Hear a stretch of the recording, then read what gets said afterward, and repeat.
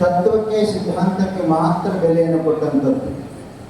ವ್ಯಕ್ತಿಗೂ ಅಲ್ಲ, ಅಲ್ಲಿ ಜಾತಿಗೂ ಅಲ್ಲ, ಧರ್ಮಕ್ಕೂ ಅಲ್ಲ, ಯಾವುದಕ್ಕೂ ಅಲ್ಲ. ಒಂದೇ ಒಂದು ಸಿದ್ಧಾಂತ, ಅದು ಮಾನವ ಸಿದ್ಧಾಂತ, ಮಾನವೀಯತೆಯ ಸಿದ್ಧಾಂತ. ಇವತ್ತು ಮಾನವೀಯತೆಯ ಸಿದ್ಧಾಂತವನ್ನ ನಾವು ಪಾಲಿಸ್ತಾ ಇದ್ದೇವ ಅಂತ ಒಂದು ಸ್ವಲ್ಪ ಯೋಚನೆಯನ್ನು ಮಾಡಿದ್ರೆ 100ಕ್ಕೆ 100% ಇವತ್ತು ನಾವು ಮಾನವೀಯ ಸಿದ್ಧಾಂತವನ್ನ, ಬಸವಣ್ಣನವರ ಸಿದ್ಧಾಂತವನ್ನ ಪರಿಪಾಲಿಸಲಿಕ್ಕೆ ಸಾಧ್ಯತೆ ಆಗ್ತಿಲ್ಲ ಅನ್ನುವಂಥದ್ದು.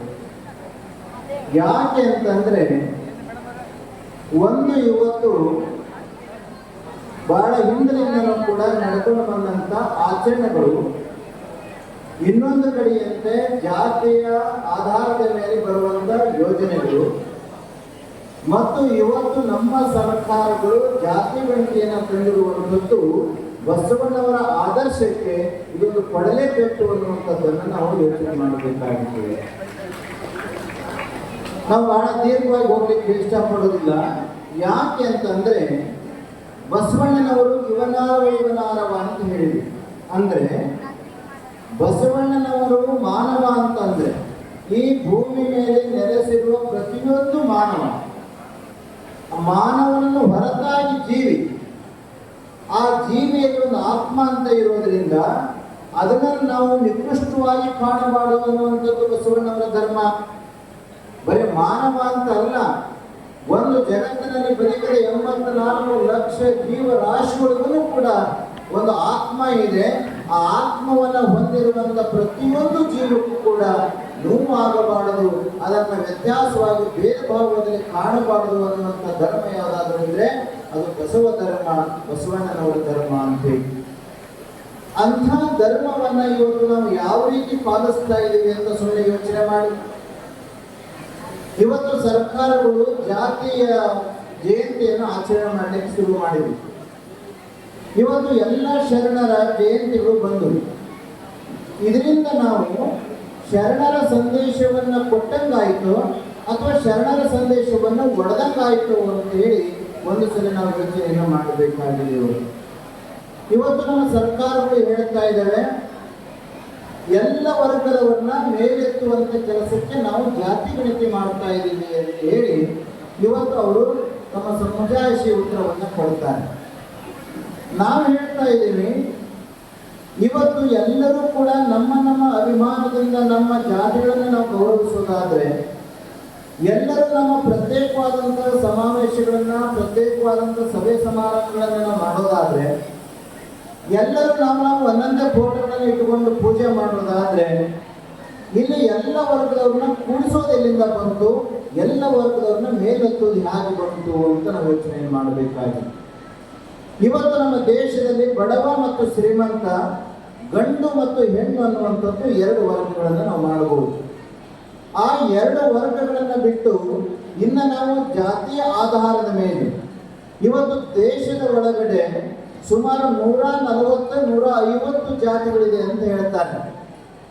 ಅದ್ರ ಒಳಗಡೆ ಇವತ್ತು ವೀರಶೈವ ಲಿಂಗಾಯತ ಜಾತಿ ಗಣತಿಯನ್ನು ನಾವು ನೋಡ್ತಾ ಇದ್ವಿ. ಅದರೊಳಗಡೆ ಸುಮಾರು ಎಷ್ಟು 95 ಉಪಜಾತಿಗಳಿದೆ ಅಂತ ಹೇಳ್ತಾ ಇದ್ರು. ಬಹುಶಃ 95 ಉಪಜಾತಿಗಳನ್ನು ಕೂಡಿಸಲಿಕ್ಕೆ ಸಾಧ್ಯತೆ ಇದೆಯಾ ಅನ್ನುವಂಥದ್ದನ್ನು ನಾವು ಇವತ್ತು ಪ್ರಶ್ನೆಯನ್ನು ಹಾಕೊಳ್ಬೇಕಾಗಿದೆ ಬಂಧುಗಳು. ಅದಕ್ಕೆ ಬಸವಣ್ಣನವರು ಹೇಳಿದ್ರು, ಈ ಜಾತಿ ಜಾತಿಗಳನ್ನ ಕೂಡಿಸುವಂಥದ್ದು ಬಹಳ ಕಷ್ಟಕರವಾದಂಥ ಕೆಲಸ ಇದೆ. ಹಾಗಾಗಿ ಇವನಾರವ ಎನ್ನದಿರಯ್ಯ, ಇವ ನಮ್ಮವ ಅಂತ ಹೇಳಿ ಅವನ್ನ ಸ್ವೀಕರಿಸಿ ಅವಾಗ ಧರ್ಮವನ್ನ ಕೂಡಿಸ್ಬೋದೇ ವಿನಃ ಜಾತಿಗಳನ್ನ ಕೂಡಿಸ್ಲಿಕ್ಕೆ ಆಗುದಿಲ್ಲ ಅನ್ನುವಂಥ ಮಾತನ್ನು ಹೇಳ್ತಾ ಬಂದು 12ನೇ ಶತಮಾನದಲ್ಲಿ ಬಸವಣ್ಣನವರು ಅಕ್ಕನಾಗಮ್ಮನವರು ಒಂದು ಮಾತನ್ನು ಹೇಳ್ತಾರೆ. ಬಸವಣ್ಣ ಭೂಮಿಗೆ ಬಂದ ಭಕ್ತಿಯ ಬೆಳೆ ತಂದ ಅನ್ನುವಂಥ ಮಾತನ್ನು ಹೇಳ್ತಾರೆ. ಅದರ ಅರ್ಥ ಬಸವಣ್ಣನವರನ್ನ ನಾವು ಇವತ್ತು ಜಾತಿಯ ಸಂಕೇತವಾಗಿ ಮಾಡಿಕೊಂಡಿರುವಂಥದ್ದೇ ಒಂದು ದೊಡ್ಡ ದುರ್ದೈವ ಅಂತ ನಾವು ಅಂದ್ಕೊಳ್ತೀವಿ. ಯಾವುದೇ ಒಂದು ಧರ್ಮ ಇರಲಿ, ಯಾವುದೇ ಒಂದು ಸಮಾಜ ಇರಲಿ, ಇವತ್ತು ನಾವು ಬಸವಣ್ಣನವರನ್ನ ಬೇರೆ ಬೇರೆ ಮಹಾತ್ಮರು ಇದ್ದಾರೆ. ಒಬ್ಬೊಬ್ಬ ಮಹಾತ್ಮರು ಒಂದೊಂದು ವಿಷಯಗಳನ್ನು ಇಟ್ಟುಕೊಂಡು ದೇಶದಲ್ಲಿ ಕ್ರಾಂತಿಯನ್ನು ಮಾಡುವಂಥವ್ರು ಇದ್ದಾರೆ. ಇವತ್ತು ಮಹಾತ್ಮ ಗಾಂಧೀಜಿಯವರು ಸ್ವತಂತ್ರಕ್ಕೋಸ್ಕರ ತಮ್ಮನ್ನ ತಾವು ತುಳಸಿಕೊಂಡಂತ ನಾವು ನೋಡ್ತೇವೆ. ಅಂಬೇಡ್ಕರ್ ಅವರು ಈ ದೇಶದ ಬಡವರ ಬಗ್ಗೆ ಒಂದು ಸಂವಿಧಾನವನ್ನ, ಎಲ್ಲ ವರ್ಗರಿಗೂ ಒಂದು ಸಂವಿಧಾನವನ್ನು ಕೊಡಬೇಕು ಅಂತ ಹೇಳಿ ಅವರನ್ನು ನಾವು ತುಳಸಿಕೊಂಡಂತದ್ದನ್ನ ನಾವು ನೋಡ್ತೀವಿ. ಒಬ್ಬೊಬ್ಬ ಶರಣರು ಒಂದೊಂದು ಆಧಾರದ ಮೇಲೆ ಈ ಭೂಮಿ ಮೇಲೆ ಗುರುತಿಸಿಕೊಳ್ಳುವಂತ ಕೆಲಸವನ್ನ ಮಾಡಿದ್ರು. ಆದರೆ ಬಸವಣ್ಣನವರು ಸರ್ವೇ ಜನ ಸುಖಿನೋ ಭವಂತು, ಸಕಲ ಜೀವಾತ್ಮರಿಗೆ ಲೇಸನ್ನು ಬಯಸಬೇಕು ಅಂತ ಹೇಳಿದಂತ ವ್ಯಕ್ತಿ ಯಾವುದಾದ್ರೂ ಇದ್ರೆ ಅದು ಬಸವಣ್ಣರು ಒಬ್ಬರೇ ಅನ್ನುವಂಥದ್ದನ್ನ ನಾವು ಹೆಮ್ಮೆ ಹೇಳಿಕೊಳ್ಬೋದು. ಸಕಲ ಜೀವರಾಶಿಗಳಿಗೂ ಬಂದಾಗ ಅಲ್ಲಿ ಯಾವ ಧರ್ಮನೂ ಬರಲಿಲ್ಲ, ಯಾವ ಜಾತಿನೂ ಬರಲಿಲ್ಲ, ಯಾವ ವರ್ಗನೂ ಬರಲಿಕ್ಕೆ ಸಾಧ್ಯತೆ ಆಗಲಿಲ್ಲ. ಅಂತಹ ಬಸವಣ್ಣನವರ ಜಯಂತಿಯನ್ನು ಯಾಕೆ ಮಾಡಬೇಕು ಅಂತಂದ್ರೆ ನಾವು ಯೋಚನೆ ಮಾಡಬೇಕಾಗಿದೆ. ಇವತ್ತು ಎಲ್ಲ ದೇಶಗಳಲ್ಲಿ ಇವತ್ತು ಅಣುಬಾಂಬನ್ನು ತಯಾರಿ ಮಾಡಿಕೊಂಡಿದ್ದಾರೆ. ನಮ್ಮ ಲಿಂಗೇಶ್ವರನವರು ಇತ್ತೀಚಿನ ಭಾಷಣಗಳಲ್ಲಿ ನಾವು ಯಾಕೋ ಬಹಳ ಕೇಳ್ತಾ ಇದ್ದೀವಿ, ಲಿಂಗೇಶ್ವರನವರು ಹಿಂದುತ್ವದ ಬಗ್ಗೆ ಬಹಳ ಮಾತಾಡಕ್ಕೆ ಶುರು ಮಾಡಿದ್ದಾರೆ. ನಾವು ಅನ್ಕೊಂತ ಇದ್ವಿ ಹಿಂದೂ ಧರ್ಮದವರು ಸಂಘಟನೆ ಆಗಬೇಕು, ಹಿಂದೂ ಧರ್ಮದವರು ಮಕ್ಕಳ ಸಂಖ್ಯೆ ಹೆಚ್ಚಿಗೆ ಮಾಡ್ಕೋಬೇಕು ಅಂತ ಹೇಳಿ 2-3 ಭಾಷಣದಲ್ಲಿ ಅವ್ರು ಮಾತಾಡೋದನ್ನ ಕೇಳಿದ್ವಿ. ನಾವು ಅನ್ಕೊಂತ ಇದ್ದೀವಿ ದಡ ಬಿಟ್ಟ ಮೇಲೆ ಬಸವ ಲಿಂಗೇಶ್ವರ ಯಾಕೆ ಹಿಂಗೆ ಮಾತಾಡ್ತಾ ಇದ್ದಾರೆ ಅಂತ ಹೇಳಿ. ಯಾಕಂದ್ರೆ ದಳದವರು ಹಿಂದುತ್ವದ ಬಗ್ಗೆ ಮಾತಾಡ್ತಿರಲಿಲ್ಲ ಹೆಚ್ಚಾಗಿ ಅಲ್ವಾ? ಇದು ರಾಜಕೀಯ ಅಲ್ಲ, ಮತ್ತೆ ನೀವು ರಾಜಕೀಯ ಅಂತ ಬರೋದಿಲ್ಲಪ್ಪ ಪೇಪರ್ನವರು. ದಳದವರು ಯಾವಾಗ ಬಿಜೆಪಿ ಸಂಘ ಮಾಡಿದ್ರು ಹಿಂದುತ್ವ ಬಂದು ಬೇಗ ನಾವು ಅಲ್ವಾ? ನಮ್ಮ ಲಿಂಗೇಶ್ವರನವರು ಅದಕ್ಕೆ ಬಹಳ ಈ ಹಿಂದುತ್ವದ ಬಗ್ಗೆ ಭಾಷಣ ಮಾಡ್ತಾ ಇದ್ದಾರೆ. ಅದ್ರ ಜೊತೆ ನಮ್ಮ ಬಸವರಾಜನವರು ಒಬ್ಬರು ಸೇರ್ಕೊಂಡಿದ್ದಾರೆ. ಇಬ್ಬರಿಗೆ ಹೇಳ್ತಾ ಇದ್ದಾರೆ ಏನು ಅಂತ ಅಂದ್ರೆ ಹಿಂದೂಗಳು 1 ಮಕ್ಕಳು ಮಾಡ್ಕೋಬೇಡ್ರಿ, 10 ಮಕ್ಕಳು ಮಾಡ್ಕೊಂಡ್ರಿ ಅಂತ ಹೇಳ್ತಾ ಇದ್ದಾರೆ. ಯಾಕೆ ಇದು ಅತಿ ಆಗ್ತಾ ಇದೆ ಇತ್ತೀಚಿನ ದಿನಗಳಲ್ಲಿ ಅಂತಂದ್ರೆ ಅಶಾಂತಿಗೆ ಕಾರಣವಾಗ್ತಿರುವಂಥದ್ದು. ಅಶಾಂತಿ ಇವತ್ತು ತಾಂಡವಾಡ್ತಾ ಇದೆ. ಯಾಕೆ? ದೇಶಗಳ ಮಧ್ಯದಲ್ಲಿ, ಸಮಾಜಗಳ ಮಧ್ಯದಲ್ಲಿ, ಧರ್ಮಗಳ ಮಧ್ಯದಲ್ಲಿ, ಆಚರಣೆಗಳ ಮಧ್ಯದಲ್ಲಿ ಅಶಾಂತಿ ಇವತ್ತು ತಾಂಡವಾಡ್ತಾ ಇದೆ. ಇದಕ್ಕೆ ಒಂದು ಮೂಲ ಸೂತ್ರ ಬೇಕಾಗುತ್ತೆ. ಸಮಾಧಾನ, ಶಾಂತಿ ಅನ್ನೋದಕ್ಕೆ ಇವತ್ತೊಂದು ಮೂಲ ಸೂತ್ರ ಬೇಕಾಗುತ್ತೆ. ಅದಕ್ಕೆ ಬಸವಣ್ಣನವರು ಕಲಬೇಡ ಅಂತ ಹೇಳಿದರು, ಕೊಲಬೇಡ ಅಂತ ಹೇಳಿದರು, ಹುಸೆ ನುಡಿಬೇಡ ಅಂತ ಹೇಳಿದರು. ಈ ಸೂತ್ರಗಳಿಂದ ಮಾತ್ರ ಈ ದೇಶದ ಒಳಗಡೆ, ಪ್ರಪಂಚದ ಒಳಗೆ ಶಾಂತಿ ನೆಲೆಸಲಿಕ್ಕೆ ಸಾಧ್ಯತೆ ಇದೆ. ಇಲ್ಲ ಅಂತಂದ್ರೆ ಈ ದೇಶದ ಒಳಗಡೆ ಶಾಂತಿ ನೆಲೆಸಲಿಕ್ಕೆ ಸಾಧ್ಯತೆ ಇಲ್ಲ ಅನ್ನುವಂಥದ್ದನ್ನು ಹೇಳ್ತಾ ಬಂದ್ರು. ಈಗ ನೀವು ಮೊನ್ನೆ ನೋಡ್ತಾ ಬಂದ್ರಿ, ಸುಮ್ಮನೆ ಒಂದಿಷ್ಟು ಜನಗಳನ್ನ ಉಗ್ರಗಾಮಿಗಳು ಕೊಂದ್ರು.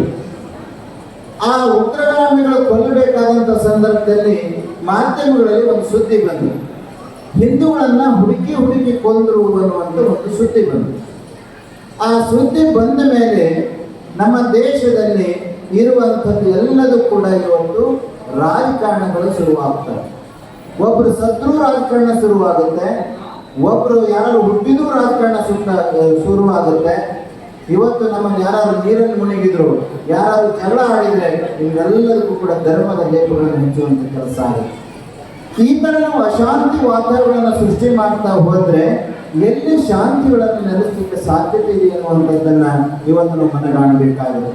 ಒಂದು ನಾವು ಅರ್ಥ ಮಾಡಿಕೊಳ್ಬೇಕು, ಈ ಭಾರತ ಭೂಮಂಡಲದಲ್ಲಿ, ಭಾರತ ದೇಶದ ಒಳಗಡೆ ನಾವು ಭಿನ್ನವಾಗಿ ಬದುಕ್ತಾ ಇರಬಹುದು, ಭಿನ್ನದ ಆಚರಣೆಗಳಲ್ಲಿ ಇರಬಹುದು, ಭಿನ್ನದ ಸಂಪ್ರದಾಯಗಳಲ್ಲಿ ಇರಬಹುದು. ಆದರೆ ಅದೆಲ್ಲದಕ್ಕೂ ಒಂದು ಭಾರತ ಅನ್ನುವಂಥದ್ದನ್ನ ನಾವು ಮೊದಲು ನೆನಪಿನಲ್ಲಿ ಇಟ್ಕೊಳ್ಬೇಕಾಗುತ್ತೆ.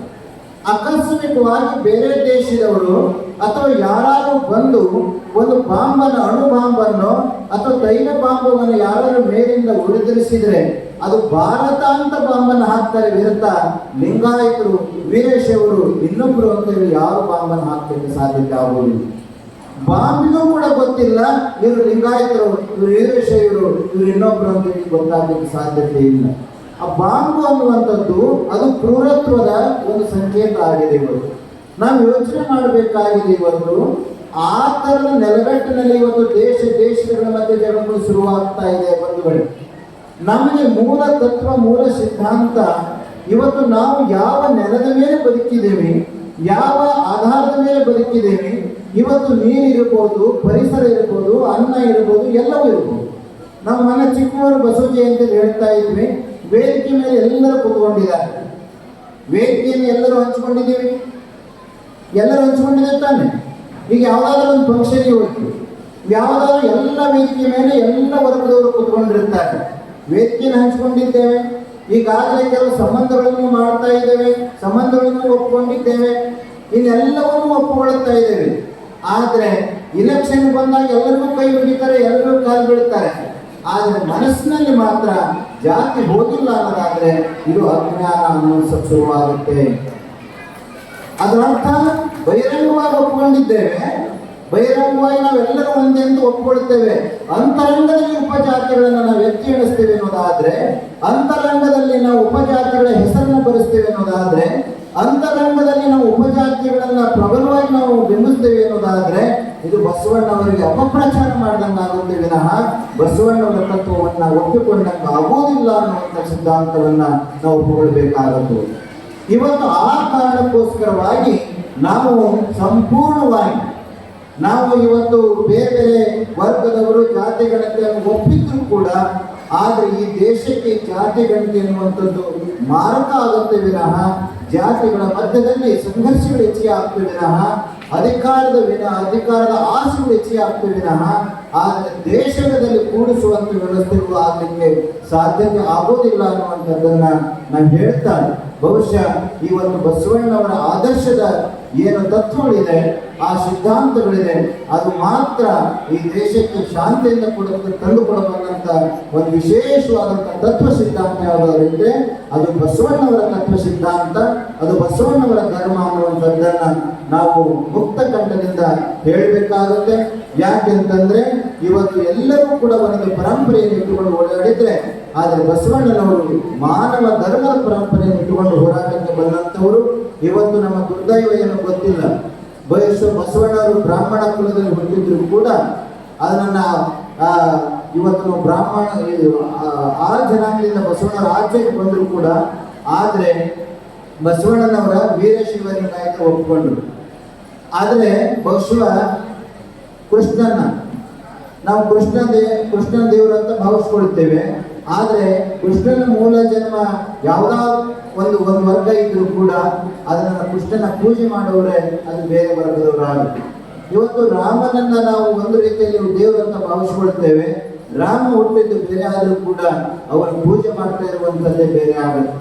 ಅಂದ್ರೆ ಇವತ್ತು ವಾಲ್ಮೀಕಿ ಅಥವಾ ರಾಮಾಯಣವನ್ನು ಬರೆದಂಥದ್ದು ವಾಲ್ಮೀಕಿ ಮಹರ್ಷಿಗಳ, ಆದ್ರೆ ಅದನ್ನು ರಾಮಾಯಣ ಓದ್ತಿರುವಂತವರೇ ಬೇರೆ ಆಗಿದ್ದಾರೆ. ಅಂದ್ರೆ ನಾವು ಮಾಡುವಂತ ಕೃತಿಗೂ ಅಥವಾ ನಡೆಯುವಂತ ಕೃತಿಗೂ ಬಹಳ ವ್ಯತ್ಯಾಸಗಳು ಆಗ್ತಾ ಇದೆ ಅನ್ನುವಂಥದ್ದನ್ನ ನಾವು ಈ ಮುಖಾಂತರ ಇವತ್ತು ಅರ್ಥ ಮಾಡಿಕೊಳ್ಬೇಕಾಗಿದೆ. ನೀವು ಯಾವುದೇ ಸಿದ್ಧಾಂತವನ್ನು ತಗೊಳ್ಳಿ, ಇವತ್ತು ಕೆಲವರು ಒಪ್ಪದೇ ಇರಬಹುದು. ರಾಮಾಯಣ ತಗೊಳ್ಳಿ, ಮಹಾಭಾರತ ತಗೊಳ್ಳಿ, ಭಗವದ್ಗೀತೆ ತಗೊಳ್ಳಿ, ಉಪನಿಷತ್ತು ತಗೊಳ್ಳಿ, ಅದೆಲ್ಲವೂ ಕೂಡ ಬಸವಣ್ಣನವರ ವಚನದ ಆಧಾರವಾಗಿ ಇವತ್ತು ನಮಗೆ ನೋಡಲಿಕ್ಕೆ ಸಿಗ್ತಾ ಇದೆ. ಅವೆಲ್ಲ ಅಂಶಗಳು ಕೂಡ ಬಸವಣ್ಣನ ವಚನದಲ್ಲಿ ನಾವು ನೋಡಲಿಕ್ಕೆ ಸಿಗ್ತಾ ಹೋಗುತ್ತೆ. ಯಾಕೆ ಅಂತಂದ್ರೆ ಆ ಬಸವಣ್ಣವರ ಒಂದೊಂದು ಸಾಲು ಇತ್ತೀಚಿನ ದಿನಗಳಲ್ಲಿ, ಅದಕ್ಕಿಂತ ಹಿಂದೆ ಉಪನಿಷತ್ತುಗಳಿದ್ದು, ಭಗವದ್ಗೀತೆಗಳಿದ್ದು, ರಾಮಾಯಣ ಮಹಾ ಗ್ರಂಥಗಳಿದ್ದು, ವೇದ ವ್ಯಾಸರು ಬರೆದ್ರು ಭಗವದ್ಗೀತೆಯನ್ನ ಎಷ್ಟು ಅದ್ಭುತವಾಗಿ ಬರೆದಿದ್ದಾರೆ ಅನ್ನೋದನ್ನ ನಾವು ನೋಡಬೇಕು. ಆದ್ರೆ ನಮ್ಮಲ್ಲಿ ಏನು ದೃಷ್ಟಿಕೋನ ಅಂದ್ರೆ ಭಗವದ್ಗೀತೆ ಅಂತಂದ್ರೆ ಬ್ರಾಹ್ಮಣರದು, ವಚನ ಸಾಹಿತ್ಯ ಅಂತಂದ್ರೆ ಲಿಂಗಾಯತರದು, ಈ ತರದ ಸಿದ್ಧಾಂತಗಳು ತಪ್ಪಾಗುತ್ತೆ. ಯಾಕೆಂದ್ರೆ ನಾವು ಮಾನವೀಯತೆ ಧರ್ಮದ ಸಿದ್ಧಾಂತವನ್ನು ಒಪ್ಪೋದಾದ್ರೆ ಎಲ್ಲಾ ಧರ್ಮದ ಸಿದ್ಧಾಂತಗಳನ್ನು ನಾವು ಒಪ್ಪಬೇಕಾಗುತ್ತೆ ಅನ್ನುವಂಥದ್ದನ್ನ ನಾವು ಇವತ್ತು ತಿಳ್ಕೊಳ್ಬೇಕಾಗುತ್ತೆ.